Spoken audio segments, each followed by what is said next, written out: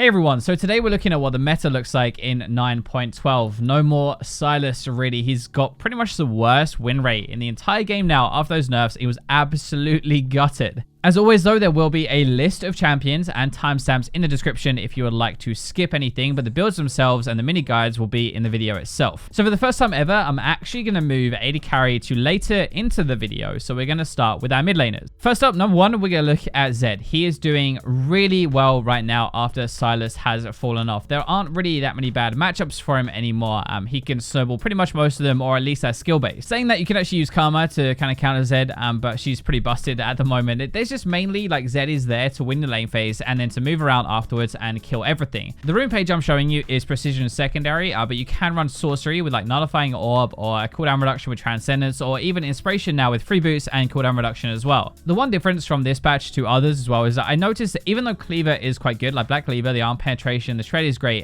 edge of night going triple lethality is actually a much higher win rate build now. It's probably just because we have a lot of lower health targets and he's trying to avoid the tanks, but that is the only real difference I could find.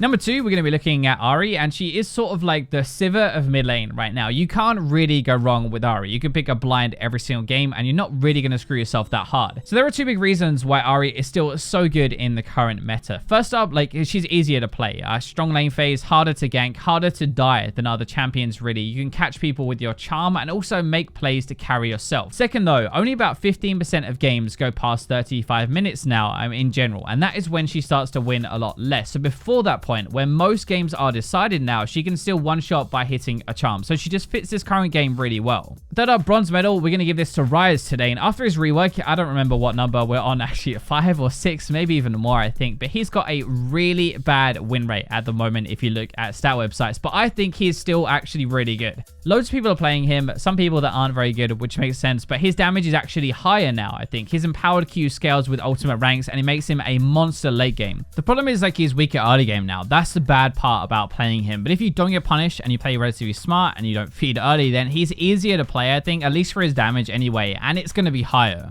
Last up, we normally talk about an honorable mention. I actually want to shift that a little bit into one that is really good if you are below plat. So for this one, for mid lane, it's going to be Fizz. I think he's really underrated at the moment. It's kind of like an Echo, really. He can hard carry games and does a similar job to like a Zed or a Talon. He just eliminates one person. If you get a lead, it's so simple. You just have to hit your ultimate and they're going to die. It's very simple, but it's very effective.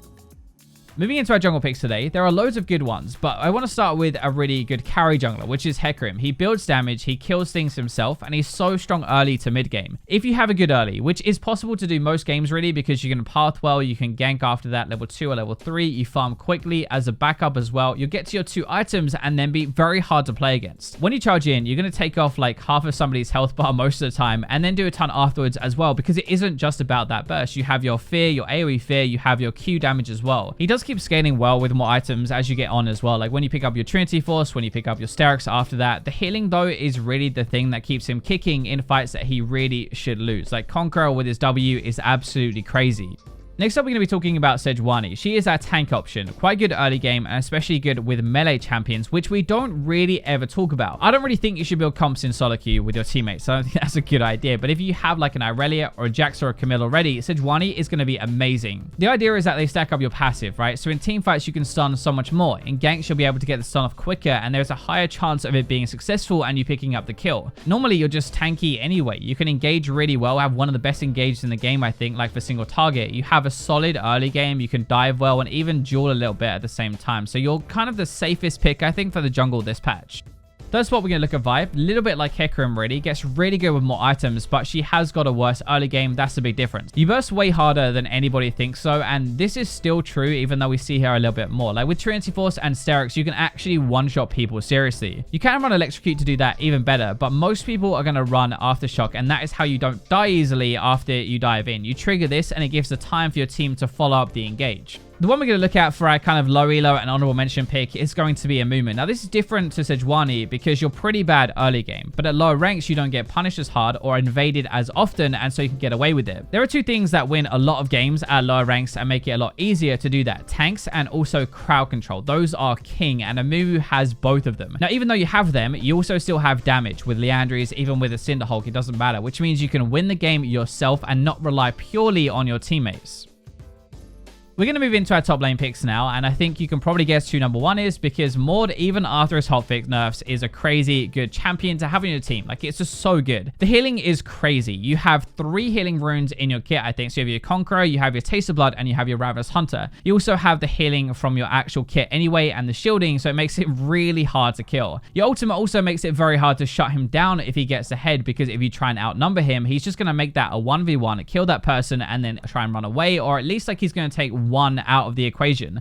One champion that is actually fairly decent against Morde, though, is Darius. He's going to be our number 2 spot, and he is insanely strong in the lane phase. That is the real advantage that you have, so he gets ahead more often now as well because of the buffs that we had a little while ago. Trinity Force and Sterex gives him that threat, so it's much better than going Cleaver and Tank. Like, he doesn't fall off as hard anymore with that build, and you kind of need to get it. It's a pretty simple path to win, like a win condition, right? You go aggressive early, you end up 1v2ing when the jungler comes because you have that lead, and then you pop your ghost and you run at people and you kill them.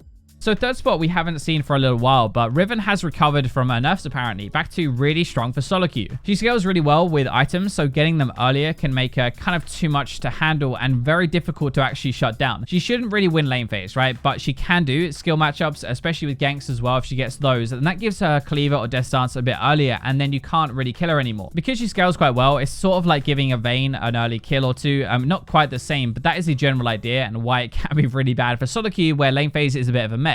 Now, if you play top lane, I kind of want to challenge you for this one. So go into a normal game, ranked, I guess, if you want to play this, and try a Volibear top out and tell me how OP this is. He doesn't really get much attention, but Volibear is absolutely insane in the lane phase as a top laner now. He can build a full tank. He can get a Titanic Hydra if you want to get more damage. Basically, though, you're very hard to kill because you are building tanky, you have your health, you have your passive healing, and then he still does a crap ton of damage. If you fall behind, he just chases you down. He ultimates, which was buffed by the way as well, so it's quicker, more damage, and then he goes to town on you. Almost turns into a burst champion, which is really strange.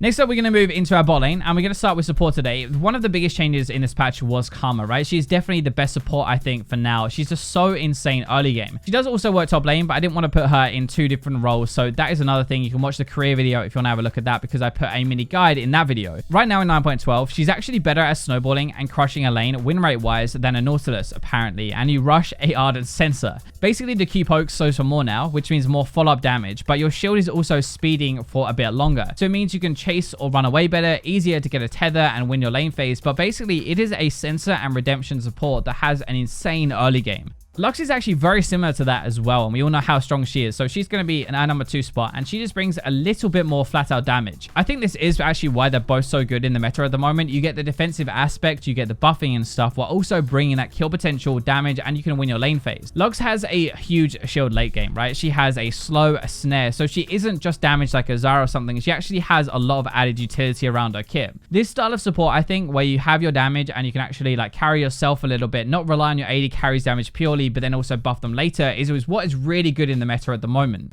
Number 3 is a bit different because Janna is our typical sensor route. Not as good in the lane phase. Not bad, but not as much damage, but she's just way better at protecting people in teamfights. That is when she really starts to pick back up again, especially after the change to her shield, where she gets to knock off some of the cooldown if she slows knockups or even knocks back people. So being able to effectively shield twice, one after another at the very start of a fight, is so clutch to absorb somebody's cooldowns and turn a fight around. Plus, the most underrated part really is that her ultimate heals for so much. It's like a redemption. Between all of that as well, you have to do way more damage to kill her team. Last up, especially at lower ranks, having some damage in a support role is so important. So if you're lower down and you don't want to play Lux, Zyra is probably one of the best at the moment at carrying her teams. Her early and mid game is just so solid. Early you have good poke damage and base damage anyway, and then mid game it turns kind of into burst with Liandry's and your ultimate. At that point, up to like kind of 3 items, especially at 1 and 2, you'll be doing as much as the mid laner in fights, and that is when you really want a hard fort. I love playing with a good Zyra actually anyway, because I don't really have to do anything. Like, she pokes, she gives me a free lane phase, does a ton of damage, gets me a few kills, and it's just great. Speaking of AD carries, we're going to move on to that as our last role today, and I think you can probably guess why, because Sivir is still the best for now, and you just don't even have to play the game anymore. You just wave clear and you get item. You are ultra safe. You get a Phantom Dancer normally because you don't need the extra damage apparently. You spell shield, you have your speed from your ultimate, high range with the W bounces, and the Q range as well. Sivir is just good in any game. You can blind pick it, any matchup, doesn't matter. Worst case, you're going to farm from range and your ultimate and help your team out, but you can get enough items to carry it afterwards for sure anyway. She's actually very hard hard to play against in lane phase. Normally, she's kind of like a walkover, but this time she just pushes. She still does good poke damage through that, but it's not like Caitlyn, for example. Sivir does a lot of damage now. The second spot, we're still going to have Jinx because she spikes harder earlier than most crit AD carries, especially at lower ranks, by the way. And that is why she is so insane at the moment, because you're playing AD carry, but you can actually kill people after your first item. After your Infinity Edge, your rockets start to really chunk. It's AoE damage as well. And with a reset, you'll clean up even more kills. You're actually top 5 for AD carries with how many multi-kills you get, pretty much just because of the passive. At 2 to 3 items, when you're getting like 50%, 75% crit chance, there isn't really much you can do to stop her because she's high range, high damage, kind of bursty a little bit, and too much speed if she gets that 1 kill or assist. So for our third spot, there could be a lot of different champions like Ezreal. Kai'Sa's really good at the moment as well, but I think Xayah is just very similar to Sivir, just not as strong early game. Her W means the more items you get, the harder you hit, the better that is as well, because it's giving you that 20% boost, and basically you just burst while it's active and a really good late game. You're also ultra safe because of your ultimate, so it's very hard to lock her down and kill her early into a fight, and this is a problem if Xayah gets fed. Like, how do you shut that down? The last one I want to talk about today is going to be Caitlyn, but the problem is with her that she still takes time to power up in the game. Like, you're really good at 1 item, your 2 is kind of like meh, but your 3 is really good again. Sivir though is good at 1, at 2, and 3. So there's that 2 item point where another AD carry can do way more damage than you can. The good thing is you're safe though. It's kind of hard to kill you. You're high range, you have your net, your traps, and if you hit those traps as well, that increases your damage output by so much. It's just not that easy to do. That is going to wrap up the tier list today. As I said, there's a recap in the description if you want to go and check up on everything that I've just said. But thank you very much for watching the video until the very end. I should be streaming right now. If you want to come and say hello, I'm going to be trying a new Caitlyn build. Make sure you like the video and subscribe if you haven't already. But you already have. But for now, I will leave you with